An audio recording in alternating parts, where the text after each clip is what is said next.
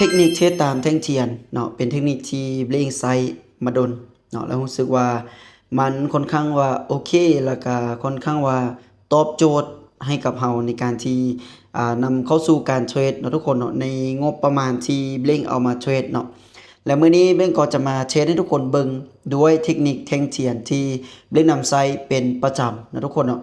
ซึ่งเทคนิคแท่งเทียนที่เบลงใช้อยู่เนาะก็ให้ทุกคนสังเกตเบิ่งหน้าจอดีๆเนาะ อ่าเขาจะเห็นว่าจังหวะที่ตลาดเป็นคู่เนาะเล่นก็จะตามคู่ให้มันนะทุกคนเนาะจังหวะแบบนี้นะทุกคนเนาะเห็นบ่นี่เนาะจังหวะที่ตลาดมันคีกเนาะเล่นก็จะคีกกับมันนะทุกคนเนาะก็คือเอาง่ายๆว่า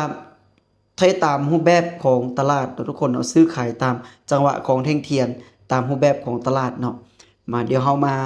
รอท่าเบิ่งเทคนิคนี้นำกันเนาะเทคนิคนี้นี่เล่ง เอิ้นว่าตึงสุดละเนาะทุกคนเนาะในการที่จะเทรดเนาะตลาดสวิงโคตรแฮงเนาะดีแต่เฮาบ่ทันละได้เทรดเนาะอินเทอร์เน็ตช้าเนาะทุกคนเนาะอินเทอร์เน็ตช้าบ่แม่นตลาดสวิงเนาะเน็ตเฮาช้าแล้วตลาดมันเคลื่อนที่ไปแล้วมันโดดตามจังหวะอ่าของอินเทอร์เน็ตเนาะมาออเดอร์นี้เพิ่นจะไป500เหรียญเนาะไปด้วยความมั่นใจสำหรับออเดอร์นี้เนาะเพิ่นจะทำการกดขายบัดนึงนะทุกคนเนาะจังหวะนี้บัดนี้เฮามาลุ้นเบิ่งนำกันว่าจังหวะนี้ตลาดจะขึ้นหรือลงให้กับเฮาเนาะโอ้อินเทอร์เน็ตเฮาช้าเหลือเกินทุกคนเนาะแมปเห็นบ่ทุกคนสังเกตเบิ่งนี่เนาะเวลาที่มันเดินนี่เนาะมันจะเดินแบบค้างๆคาๆค้างๆคาๆเนาะโอเคสวยลงมาขึ้นลงเนาะทุกคนเนาะ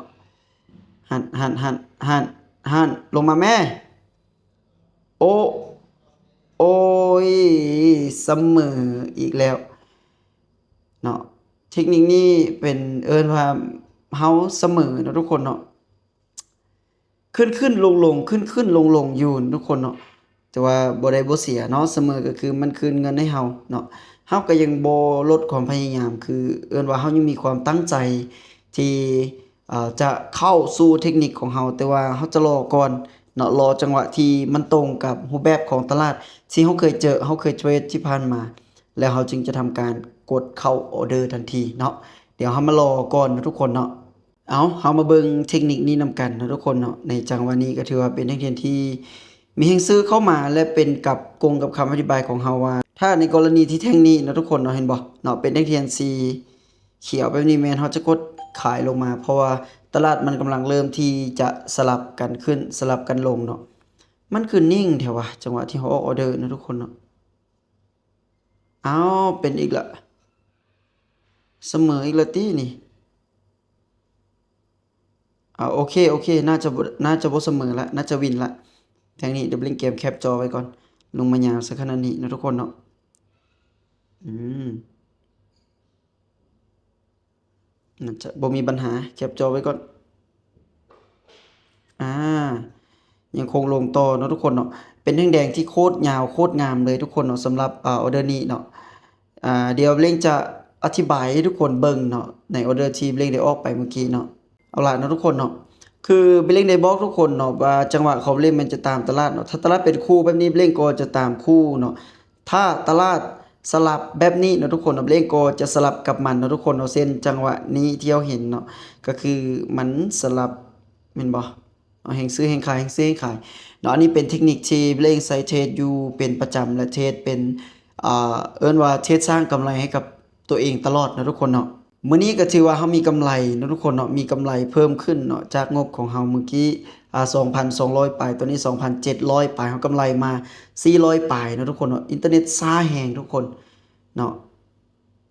ตั้งแต่ฟ้าลมฝนตกอินเทอร์เน็ตเฮาช้าแฮงเนาะโอเคทุกคนเนาะสำหรับมื้อนี้สำหรับคลิปนี้ก็ประมาณนี้ย้ำว่าการลงทุนมีความเสี่ยงเนาะก็ถือว่ามื้อนี้เฮามีกำไรอยู่ที่เกือบ10ล้านเนาะทุกคนเนาะ ก็ถือว่าเป็นอย่างที่โอเคนะทุกคนเอาบวกกับรวมๆเฮาเทรดไปหลายๆพอร์ตก็ประมาณ10ปลายล้านเนาะก็